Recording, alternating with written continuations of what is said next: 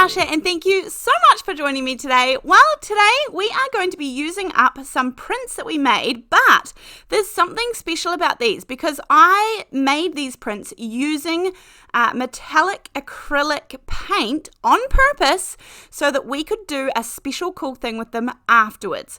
Now, I am using this sort of rice papery material today, and I also used, these are the metallic Stamperia paints that I use. Now, let me tell you, these are stunning and they are selling out so quickly. So hopefully they are back in stock by the time this video comes out. If not, check back again. But I know that I've already almost used an entire tube here of this white gold one because I love this. I have been adding it to everything, and it is just so cool. So these are some of the prints that I'm talking about. So this is how we made them. We made them on a jelly plate, and these are using the gold, the white gold, the bronze. There's about 6 or so colors, not too many of them, and I cannot recommend these enough. They are shiny, they are metallic, and they are super fun to work with. So these are some of the prints. Now, I didn't want color behind any of these. I just want the white dead space in behind them. And I wanted that on purpose because there's something else fun that we can add to them today. And then I'll show you how to create, make it into a card and actually use it in your card making or art journaling or scrapbooking or whatever it is that you are into. So these are some of the prints that I created just with some various stencils. And I will link the video down below where I did this as well. Just so that you can see the first stage of the process. I quickly went over a little bit of it at the start of this video. Then I cut down some of the prints, and I tend to do it without looking. I just pile them up and cut right down the middle so that I can't see what I'm cutting. And because it makes it a more manageable size for me. Right, now we can use so many products to do this technique, and I'm going to show you lots of them. So if you have acrylic paints, we can use these. Now, I just happen to have the Dina Wakley ones. It really doesn't matter. These are a beautiful, heavy-bodied paint, and I have found these to be the right price point, the right colors, the right consistency, everything for me. So this is sort of my go-to now. I do have a few other brands, of course, that I'm going to use up, but any acrylic paint is going to work just fine. And then we want to water these down. I've just got plain old water in that spray bottle. And then this is the fun part because we can add the color into these rice paper backgrounds. Now this is going to work too if you have regular cardstock. It might be trickier if you have really thick cardstock, but I know that this works for copy paper as well. But the excellent thing about this is that when you tear this paper, you are actually soaking through that color all the way through. So you have no white core anymore when you do this. And of course, so I've got the gold on the left, and then this is the white gold on the right. And so you can do it on all of them. This is super, super fun. And of course, you can do any sort of patterns. I was just sort of doing hodgepodge, any which way where for this one. It was just really fun. I had a light blue and a dark blue, and of course, you can use these. I have about 3 or 4 videos coming up that I will spread out, and just ways that we can use these, or ways that we can incorporate these into our card making. Not where they are the focal point or anything, but where we can incorporate them and make good use of this very fun technique. Now, another thing you can use is reinkers. I am using my Distress Oxide reinkers. I don't have the regular Distress ones, but they are going to work. Any of your dye inks, anything that you can add the water to, all of those are going to work just fine. So you can go about using those. And again, I just put a little bit down on my silicone mat. This one happens to be one from scrapbook.com, which I think this is 12 by 12 inches. It's a really handy little size, and it just sort of folds up really nicely, and then it doesn't get any creases and wrinkles. You just fold it up, pop it in my drawer, and we're good to go. Don't quote me, but I think these colors are Wilted Violet and Villainous Potion maybe, or maybe Seedless Preserves. I can't remember, but nonetheless, it doesn't matter. any of your reinkers, you can water down with a little bit more water and go for gold. Add these two. Really fun because you can kind of mix the two colors together and get a nice blend. Obviously, if I was using a larger paintbrush, I would be able to paint these quicker, but I quite like being able to do smaller places, smaller little hodgepodges everywhere. This one, I'm going to just do some gorgeous little stripes, and of course that water sort of wicks out and seeps through the rice paper, and so I don't have too much room left for the light purple, but that's okay. I can fit a little space in between. I must admit this, I think it's the white gold color, is just stunning. It is my favorite by far, and as I said, I have some videos coming up, but you can add this to everything. Now, when I say everything, I mean everything. So keep watching, and as I said, it flew out of stock last time, and so I will see if I can link it when it comes back in stock as well, and I'll let you know. But anyhow, moving on from the reinkers, you can also use some spritzers. Now, these are more meant to be like shimmer rather than color. So just use whatever you have. Obviously, if you have the oxide sprays, they're going to work. Just give anything a go. Anything liquidy, anything that you can water down, you can give it a go. You might have some all sorts of different pastes, even things like Simon Hurley's Luna paste. I wonder how they would go, given that they already have a metallic-y aspect to them, so that could be interesting. You can see here that these spritzers work just fine, and this made, again, because these have sort of mica in them, it did make it like really shimmery because of course we already have a metallic aspect on there, but just absolutely beautiful. This one I'm going to do as well, just in the same colors but on the gold background, so I can't remember which one, but obviously a blue and a green.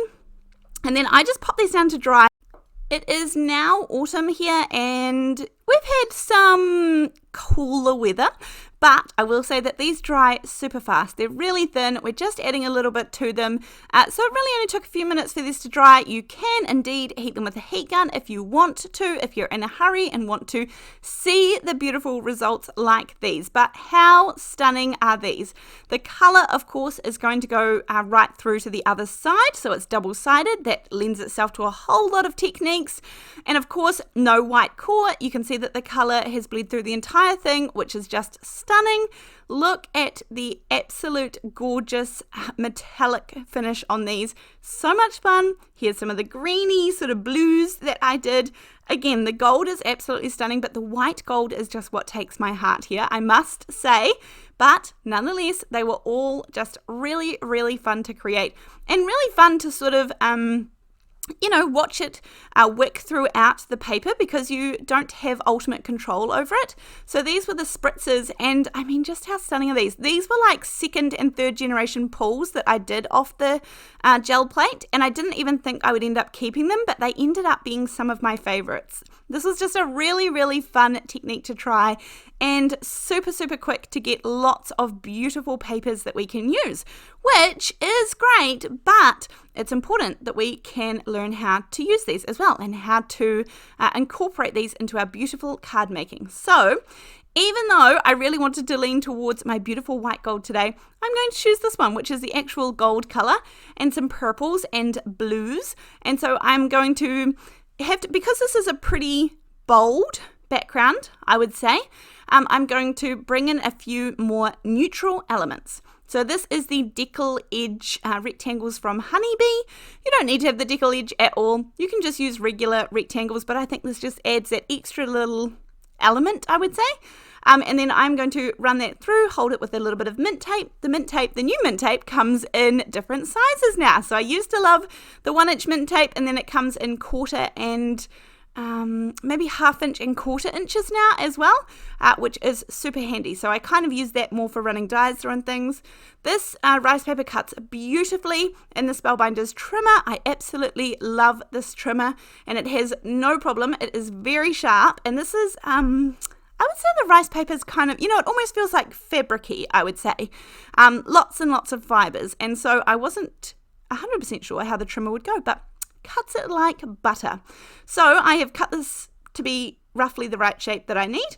And then I'm going to pop this down onto my card base. I have a frame ready to go as well. I'm adding a decent amount of glue and then popping this down onto my card base. I know I wasn't too worried about the edges. Even though they were beautifully straight, I wasn't worried about it being perfectly centered because I knew I was going to add on that frame. I have this little, I would call this like a postmark die, I would say, from the Master Layouts 4. And on this, I'm going to stamp a little, this is a really, really old one from Woodwear called Curly Greetings. And I tried to find this for you, but I cannot find this anymore. Of course, Woodwear is closing down, Creative Expressions are closing, and so they are just becoming very, very hard to find. So if you like something from Woodwear, I would suggest nabbing it while you can, because they are flying off the shelves, and it makes me really sad because although I don't know the owners or the people that created Woodwear or anything, yeah, I'm just really sad because I really loved their products. I thought they were really good value for money and really good products. And so anyhow, that's okay. It's the Curly Greetings, and this is just for you. I also have my favorite little piece of foliage, which is going to be the Christmas branch die. And I always say just ignore the fact that it has Christmas in the title, because I absolutely think that's nonsense. This is the perfect year-round foliage die. Extremely versatile, and I feel like I'm using this in every single video at the moment, but that's okay because it just means we're getting very good value for money. I absolutely love it. And then I'm just going to pop some little burlap ribbon across the center there. Some of it's going to be covered up. You'll just be able to see a little bit of a peek of it. And so that is what I'm going to use to ground my sentiment and my foliage. Everything's going to be coming out from behind that little postmark sentiment that we have. And as I said, we've got lots of bold color going on in the background. So I am aiming for fairly neutral, and that is going to be pretty much white. It's going to stand out beautifully against the background. It's not going to take anything away from the background. It's not going to compete for it with color. So perfect to just have a whole lot of whites and really quick to put together. So now we can pop our frame on. I use some 1mm foam tape behind this, which just gives it a little bit of lift, but still means that it can go through the mail nicely here in New Zealand anyhow. And then I'm going to pop a little bit more of the 1-inch wide foam tape, the same one that is 1mm, it's just the 1-inch one. And I will pop my little sentiment over here, centered behind this little cluster. And then I had a couple of extra little pieces of foliage left over that I had cut off, and I thought, why not pop those in? So we can just pop in extra little bits and pieces everywhere. You could add some little enamel dots or something like that here, there, and everywhere, but again, I didn't really want to compete with all that metallic and the shine in the background. So I did have these wooden buttons, which I thought were cute and I kind of wanted to pop on, but actually just one works in the corner nicely. So I am going to use them up. And it's always a good feeling to use up those bits and pieces that you have sitting on your desk beside you. So that is the card for today. I hope you have enjoyed this one. This was so much fun. And as I said, it's really hard to get those Stamperia paints in stock, but hopefully they will be when this video goes live, but we'll have to see. Anyhow, I will see you in the next video, and thank you so much for watching. Bye!